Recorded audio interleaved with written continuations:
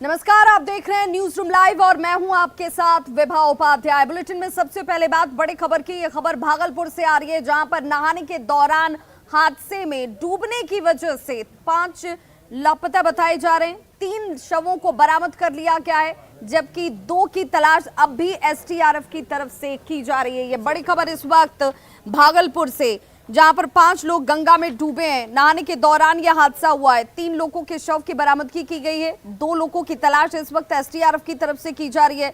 सुल्तानगंज के अब्जूगंज की यह घटना है। चचेरे भाई की पत्नी पर आरोप और बताया जा रहा है कि जानबूझकर नदी में डुबाने का आरोप लगाया जा रहा है। हालांकि पुलिस फिलहाल जांच में जुटी हुई है। प्राथमिकता के तौर पर इस वक्त एसडीआरएफ की टीम 2 लोगों की तलाश में है।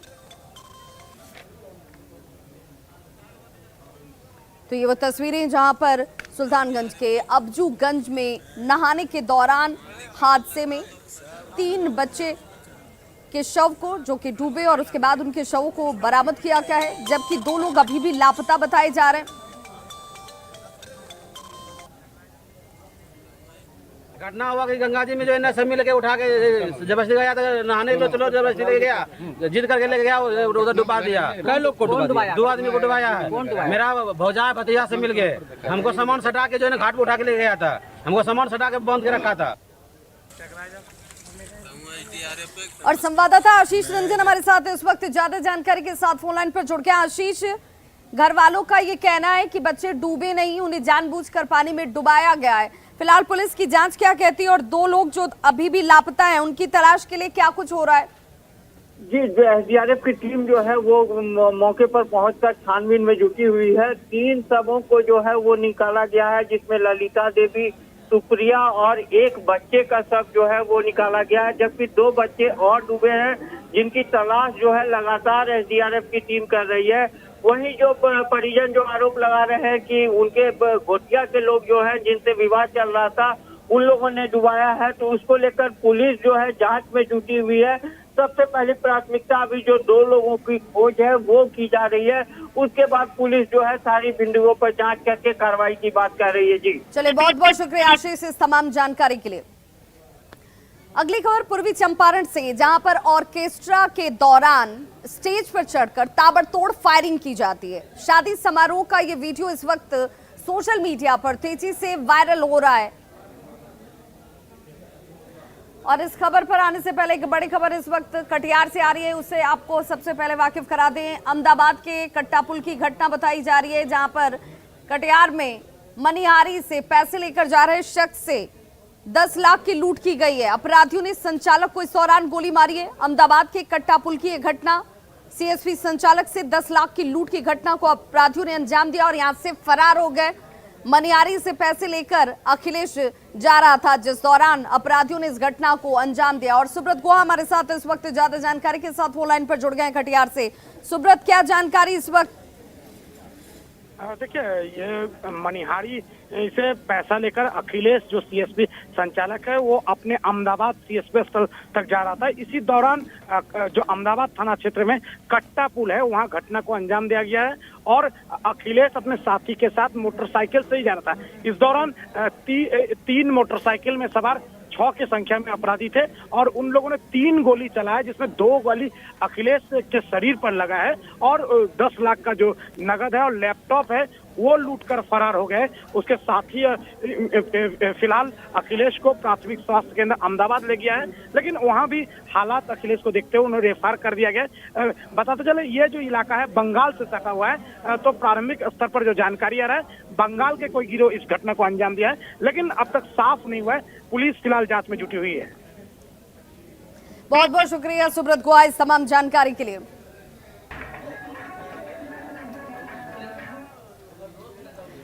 और इस वक्त पर्यावरण संरक्षण और बालू खनन को लेकर जिस तरीके से तमाम गाइडलाइंस तय किए गए हैं, कानून और प्रावधान बनाए गए हैं कि इसके बाबत आप बालू का खनन नहीं कर सकते हैं, लेकिन इन तमाम कानूनों और प्रावधानों को दरकिनार करते हुए सब कुछ बदस्तूर हो रहा है।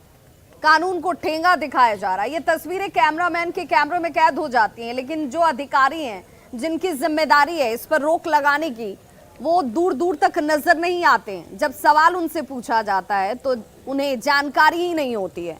ये तस्वीर जो आप देख रहे हैं, ये तस्वीर इन दावों की पोल खोलती है, क्योंकि कृषि कार्य को लेकर पर्यावरण संरक्षण ग्रीन ट्रिब्यूनल के आदेश पर पूरे राज्य में नदियों से 1 जून से लेकर सितंबर महीने तक बालू के खनन पर रोक लगाई गई है।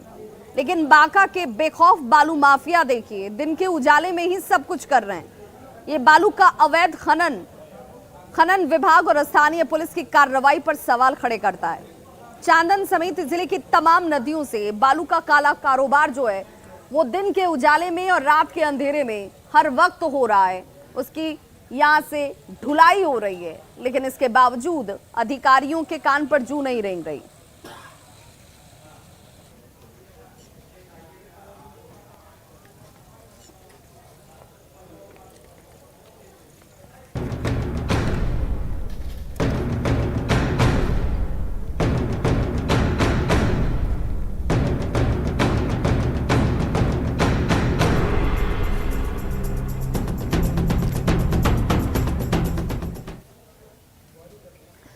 सीतामढ़ी में लोग अपने आशियाने को देखिए खुद कैसे अपने हाथों से ही तोड़ रहे हैं। व्यवस्था उनकी समझी जा सकती है, क्योंकि यहाँ बागमती ने कहर बरपा रखा है। और देखिए यहाँ पर अब लोग बुलडोजर के जरिए घरों को तोड़कर, नींव को उखाड़कर ईंटों को इकट्ठा कर रहे हैं, ताकि एक दूसरी जगह, सुरक्षित जगह अपना आशियाना बनाया जा सके। और खुद अपने इस घर को तोड़ते हुए लोग नजर आ रहे होंगे, क्योंकि रसूलपुर में तेजी के साथ कटाव हो रहा है और घर के घर, खेत के खेत नदी में विलीन हो रहे हैं।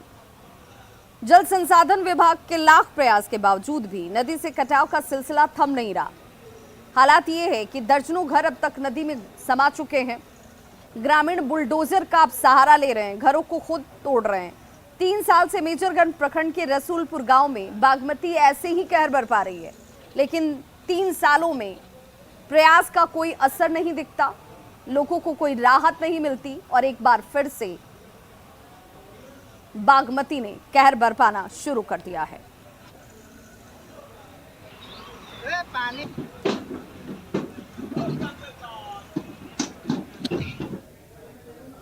और बड़ी खबर इस वक्त वैशाली से, जहां पर बांध टूट गया है। बताया जा रहा है कि चूहों ने बांध में सुराख कर दिया था और उसके बाद ये बांध जो है टूट चुकी है।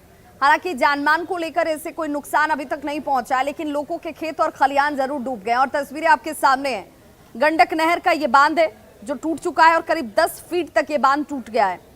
पीरापुल बघा गांव के पास बांध टूटने के बाद अब लोगों के खेतों में खड़ी फसल जो है वो बर्बाद हो चुकी है। चूहे की वजह से बांध खोखला हो गया, ये ग्रामीणों का कहना है। लेकिन ग्रामीण इस बात से भी नाराजगी जाहिर कर रहे हैं कि ये सब कुछ अचानक नहीं हुआ, ये पहले से बांध कमजोर नजर आ रहा था, दरार और सुराख नजर आ रहे थे, लेकिन इसके बावजूद पहले से एहतियाती कोई कदम नहीं उठाया गया और अचानक से आई पानी ने दावों की पोल भी खोल दी और सुराख को बड़ा भी कर दिया।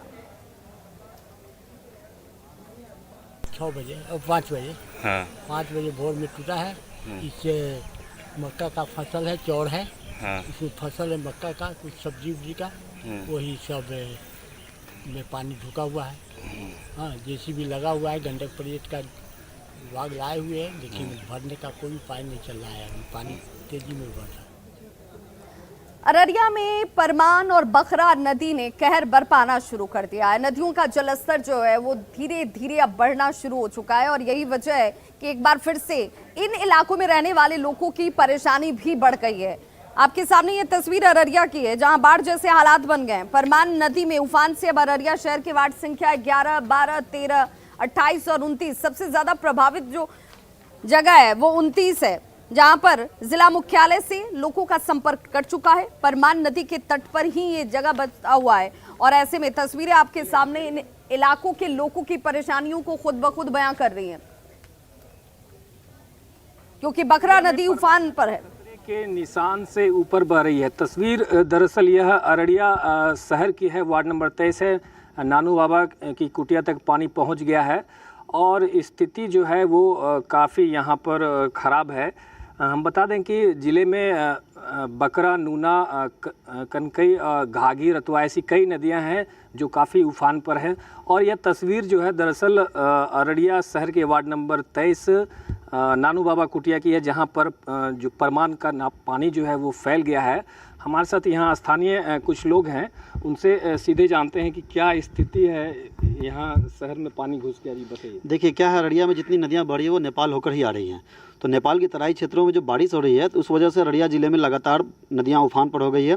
अररिया ज़िले के कुर्साकाटा, पलासी, जोकीहाट, अररिया के उत्तरी क्षेत्र में बहुत ज़्यादा पानी है। और अभी अररिया शहर के हमको लगता है लगभग 5 से 6 वार्ड में पानी घुस गया है। शहरी क्षेत्र में वार्ड संख्या 10, वार्ड संख्या 11, 12, कुछ 13 में भी, 23 में। आगे जाइएगा तो वार्ड नंबर 26 में, वार्ड नंबर 28 और वार्ड नंबर 29 के तो बहुत बुरा हाल है, जो मरना टोला कहलाता है, जो उन लोगों को निकलने का रास्ता भी अभी फ़िलहाल बंद हो गया है वार्ड नंबर 29 में।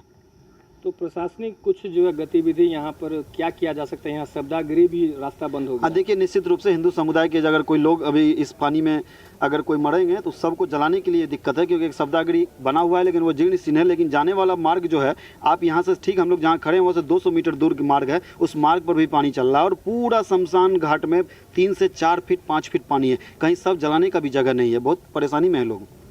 तो तस्वीर में साफ तौर पर आपने देखा कि अररिया शहर का जो है कई वार्ड, अररिया नगर परिषद क्षेत्र का कई वार्ड जो है परमान नदी की पानी की जद में आ गया है, जिससे आम लोगों को काफ़ी परेशानी का सामना करना पड़ रहा है। सतीश कुमार, न्यूज़ 18 अररिया। और मानसून की पहली बारिश ने ही छपरा नगर निगम के दावों की पोल खोल कर रख दी है। जी हां, छपरा नगर निगम ने यह दावा किया था कि इस बार छपरा में जल जमाव जैसे हालात नहीं होंगे, लेकिन ये हालात छपरा के ही हैं और नगर निगम के दावे पानी में बह चुके हैं। शहर में जल जमाव से लोगों की परेशानी बढ़ गई है। सबसे खराब स्थिति जो है वो भगवान बाजार की है। बारिश होने के साथ ही लोग जो हैं, अब देखिए इन हालातों में एक बार फिर से जीने को मजबूर हैं। हमारे संवाददाता संतोष की ये रिपोर्ट देखिए।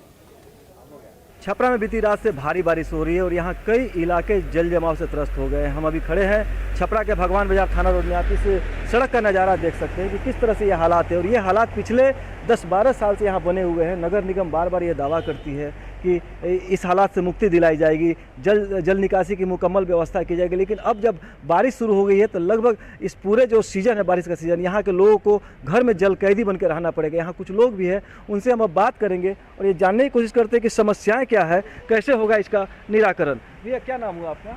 राजू राकेश। तो किस दिन से ये परेशानी चल रही है? यह करीब करीब विगत 20 वर्षों से परेशानी चल रही है। लेकिन मुश्किल ये है कि जो मच्छरहट्टा के सामने जो नाला है होते हुए रेलवे जो जाती है, उसकी सफाई कभी नहीं हो पाती है शुद्ध से, और सिर्फ इधर ही सफाई करते हैं लोग, जिसके कारण जो है सो कितने दिन में निकलता है पानी? यहाँ पानी तो कभी निकलता है, कभी कभी नगर निगम टैंकर आता है निकाल देता है, फिर यथावत क्या कि सड़क जो है नीचा हो गया है और नाला ऊपर हो चुका है, और हम सारे लोगों के घर में पानी घुस रहा है अभी, और खास कर गाड़ियाँ चल रही हैं। घरों में पानी घुस चुका है। और हमारे साथ मौजूद है यहाँ के स्थानीय निवासी। मैं यहाँ हरजीत सिंह हूँ। मैं अगले साल भी स्टेटमेंट दिया था। यहाँ कोई सफाई नाम की कोई व्यवस्था नहीं। यहाँ इस रोड में हमेशा पानी लगा रहता है। अब तो ऐसी स्थिति, नरक की स्थिति हो गई है कि यहाँ नगर निगम का टैंकर आता है तभी पानी निकल पाता है, वैसे नहीं निकल पाता है। सारे नाले यहाँ जाम हो चुके हैं। नगर निगम खाली यहाँ दिखावे की बात करता है कि यहाँ हर साल मतलब पानी की समस्या इतनी रहती है कि घर दुकान जाना मुश्किल हो जाता है, बच्चों को स्कूल जाना मुश्किल हो गया हुआ है। बच्चे भी हमारे साथ मौजूद है। बेटा क्या नाम है तुम्हारा? मेरा नाम गुनीत कौर है। ये पानी जब लग जाता है तो क्या दिक्कत होती है आप लोग को? हम लोग स्कूल नहीं जा पाते हैं, हमेशा छुट्टी हो जाती है हम लोग की। स्कूल जाना बंद हो जाता है ना? यस। घर से बाहर निकलते हैं कि नहीं? नहीं, घर से बाहर भी नहीं निकल पाते। नहीं। ये कितने दिन तक पानी लगा रहता है, कुछ है अंदाजा? नहीं, अभी लगा है तो ये शाम को निकलेगा, नहीं तो रात को निकलेगा या नहीं निकलेगा, ये भी कुछ है? नहीं निकलता है, पानी नहीं निकलता। तो नगर निगम ये दावा करता है कि इन लोगों को इस समस्या से मुक्ति दिलाई जाएगी, लेकिन जब बारिश शुरू होती है तो एक बार फिर से हालात जस के तस हो जाते हैं। संतोष गुप्ता, न्यूज़ 18 छपरा। तो छपरा की तस्वीर आपने देख ली, लेकिन अब राजधानी पटना की तस्वीर दिखाते हैं, जहां पर पूरा सरकारी अमला बैठता है। नगर निगम के दावे यहां भी कमोबेश एक जैसे ही हैं कि सब कुछ अच्छा होगा, जल जमाव के हालात नहीं होंगे। लेकिन पटना के राजीव नगर थाने की ये तस्वीर देखिए जो झील में तब्दील हो चुकी है। अब इसमें थाना कैंपस हो या फिर एसएचओ का चैम्बर, हाजत से लेकर बैरक तक घुटने भर पानी लगा है। फरियादी इसी जगह आते हैं, पुलिस वाले भी यहीं बैठकर लोगों की फरियाद सुनते हैं। सब कुछ पानी पानी हुआ है। परिसर से लेकर बैरक तक सिर्फ जहां तक नजर जाएगी सिर्फ पानी ही पानी नजर आएगा। मानसून की बारिश ने फिर से एक बार नगर निगम के ताबों की पोल खोलकर रख दी है। जहां गली मोहल्ले से लेकर चौक चौराहों तक जलजमाव की स्थिति उत्पन्न हो गई है, तो राजीव नगर थाना में फिर से इस बार देख सकते हैं जलजमाव है और थाना जो है झील में तब्दील हो गया है।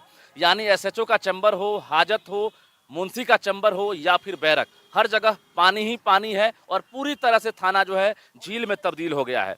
जो पुलिसकर्मी हैं वो डंडे के सहारे, लाठी के सहारे इस चैम्बर से उस चैम्बर में प्रवेश करते हैं, क्योंकि हर जगह आपको पानी ही पानी है। और जो जब्त वाहन है देख सकते हैं किस तरह से पूरी तरह डूब चुका है। और हर बार एक तरह से कहिए राजीव नगर थाने की ये नियति बन गई है कि हर बार यही परेशानी होती है। जरा कुछ पुलिसकर्मी हैं जो हाथ में डंडा लिए आ रहे हैं, क्या परेशानी हो रही है बताइए बाबा। 4 दिन से हम लोग 3 दिन से पानी में हैं।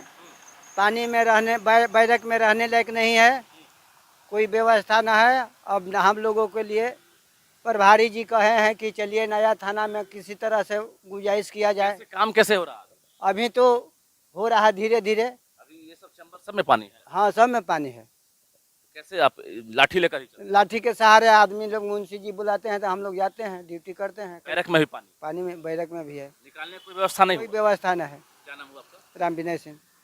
बिल्कुल, कुछ फरियादी है उनसे भी जरा बात कर लेते हैं। थाना आई हैं आप? अच्छा, कैसे जाएंगे? पता नहीं, मैं तो अभी आई हूँ। मैं पानी देखती हूँ, मैं बगल वाली जीएसटी ऑफिस में जॉब करती हूँ, तो प्रवेश करना है ना? जी हाँ। कैसे जाएंगे? यहीं से बात होगी या अंदर जाना पड़ेगा? अंदर तो जाना पड़ेगा। एक्चुअली हमारी मोबाइल चोरी हो गई है, मुझे तो जाना ही पड़ेगा। क्या नाम हुआ? पिंकी मिश्रा। बिल्कुल, देखिए कि जो फरियादी आए हैं यहाँ पर मोबाइल चोरी की रिपोर्ट दर्ज कराने के लिए आए हैं, लेकिन हिम्मत नहीं हो रही है। बावजूद देखिए कि इसी पानी में प्रवेश कर रहे हैं। और आपको हम ये तस्वीर दिखा रहे हैं कि किस तरह से राजीव नगर थाना जो है पहली बार नहीं बल्कि हर बार जब भी मानसून की बारिश आती है तो इसी तरह से झील में तब्दील हो जाता है। जाहिर है अभी शुरुआत है, मानसून की बारिश अभी शुरू ही हुई है और महज 2 दिनों में नगर निगम के जो दावे हैं उसकी पोल खुल गई है। और अभी जिस तरह से दावे किए गए थे कि इस बार कहीं भी जलजमाव नहीं होगा, लेकिन चाहे वो गली हो, मोहल्ले हो या फिर सड़क या चौराहे, नाला रोड से लेकर कदम कुआं, कंकरबाग से लेकर पाटलिपुत्रा और राजीव नगर में भी अब जलजमाव देखने को मिल रहा है। रजनीश कुमार, न्यूज़ 18 पटना। आज डॉक्टर्स डे है और ऐसे में डॉक्टर्स के योगदान को आज याद किया जा रहा है। आपको एक ऐसे ही डॉक्टर से हम मिलवाने जा रहे हैं जो बेटियों को बोझ नहीं समझते हैं। उनके क्लिनिक में अगर किसी बच्ची का जन्म होता है तो वो शगुन के साथ परिजनों की विदाई करती हैं। आज आप मिल रहे हैं रोहतास जिले के डेरी ऑन सोन अनुमंडल की महिला चिकित्सक डॉक्टर नीलम से, जो कि अलग एक अपनी पहचान रखती हैं अपने इलाके में। और इस पहचान के पीछे की वजह ये है कि अगर इनके क्लिनिक में किसी बच्ची का जन्म हुआ तो ये परिजनों को कपड़े उपहार के साथ 1000 रुपये नकद देकर उनको शगुन देकर विदा करती हैं। आज के जमाने में बेटियों को बोझ न समझें, ये संदेश उनकी तरफ से दिया जा रहा है। डॉक्टर नीलम लोगों से कहती हैं कि बेटियां उपहार हैं, उन्हें स्वीकार करें। जब मैं फील्ड में आई तो मैंने देखा कि भाई बेटियों के एक से दूसरी बेटी अगर हो गई तो लोगों को बहुत समस्या होती है कि आज के युग में बेटी होगी, अब कैसे करेंगे, क्या करेंगे। तो मेरा उन लोगों से ये कहना है कि भाई अपनी बेटी को पढ़ाइए और काबिल बनाइए कि वो अपना कोई व्यवसाय कर सके, कोई नौकरी कर सके और वो इंडिपेंडेंट रहे।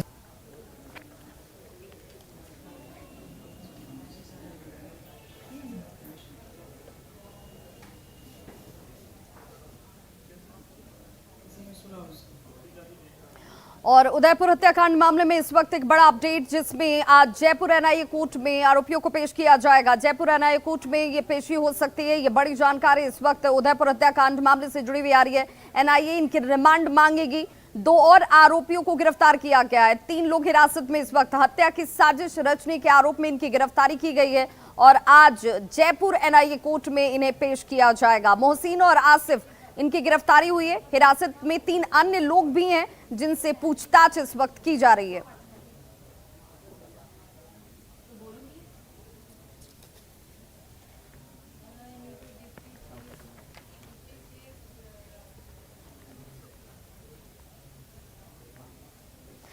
और नुपुर शर्मा को कोर्ट ने फटकार लगाई है। सुप्रीम कोर्ट ने नुपुर शर्मा को फटकार लगाई है। ये भी बताते चलें कि सुप्रीम कोर्ट ने आखिर नुपुर शर्मा को फटकार क्यों लगाई है। नुपुर शर्मा ने याचिका वापस ले ली। पूरे देश भर के केस पर नजर थी।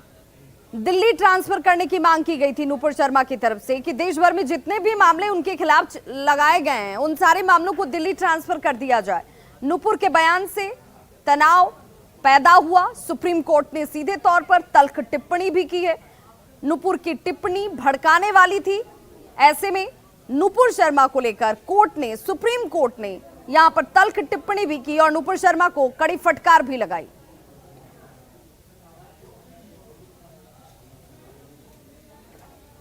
तो ये बड़ी खबर इस वक्त नुपुर शर्मा को कोर्ट से फटकार लगी है। सुप्रीम कोर्ट की तरफ से ये फटकार लगाई गई। नुपुर ने याचिका वापस ली। पूरे देश भर के केस पर की गई थी ये याचिका जिसमें उन्होंने कहा था कि सारे मामलों को दिल्ली ट्रांसफर कर दिया जाए।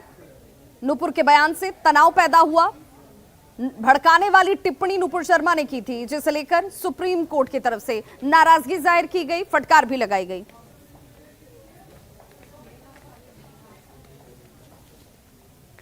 वहीं बड़ी खबर समस्तीपुर से जहां पर मजदूर को गोली मार दी गई है। मजदूर की गोली मारकर हत्या की गई है। ये बड़ी खबर इस वक्त समस्तीपुर से जहां पर अपराधियों ने 5 गोलियां मजदूर को मारी हैं। इसके पीछे वजह आम तोड़ने को लेकर के मजदूर की हत्या कर दी जाती है। ये वजह रही जिसके बाद इस शख्स को गोली मारी गई। बताया जा रहा है कि जमीन विवाद में मजदूर की हत्या की गई है। अंगार घाट की डढ़िया मुहर्रे पंचायत के राजेश्वर चौक के पास बाइक सवार अज्ञात अपराधियों ने ताबड़तोड़ गोली चलाई। 5 गोलियां मारी गईं और गोली की आवाज सुनकर आसपास के ग्रामीण यहां पर पहुंचते हैं, लेकिन तब तक अपराधी फरार हो चुके थे। जख्मी हालत में मजदूर को अस्पताल ले जाया गया, लेकिन रास्ते में ही उसकी मौत हो जाती है। और नाराज ग्रामीणों ने समस्तीपुर रोसड़ा मार्ग को जाम कर अपराधियों की गिरफ्तारी की मांग की है।